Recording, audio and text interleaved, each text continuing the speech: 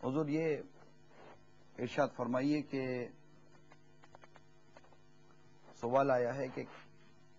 نمازی کے آگے سے گزرنے کا کیا شرعی حکم ہے، اور سائل نے یہ بھی دریافت کیا ہے کہ کیا اس کی وجہ سے نماز فاسد ہو جاتی ہے؟ نمازی کے آگے سے گزرنا یہ گناہ ہے، ناجائز ہے، اور بلا اجازت شرعی نمازی کے آگے سے جو شخص گزرے اللہ تبارک و تعالیٰ کی بارگاہ میں اس کا یہ فعل انتہائی ناپسندیدہ ہے۔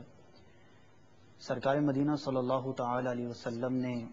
ارشاد فرمایا، جس کا مفہوم ہے ابن ماجہ شریف کی حدیث پاک، کہ اگر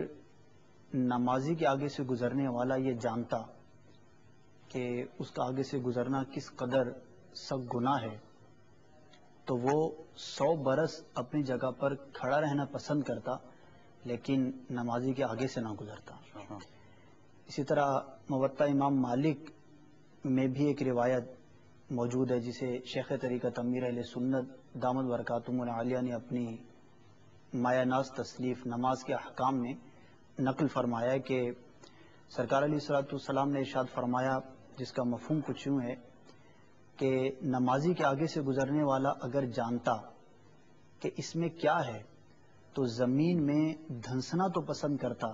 لیکن نمازی کے آگے سے نہ گزرتا۔ تو ان روایات سے ہم سمجھ سکتے ہیں کہ نمازی کے آگے سے گزرنا کس قدر ناپسندیدہ عمل ہے۔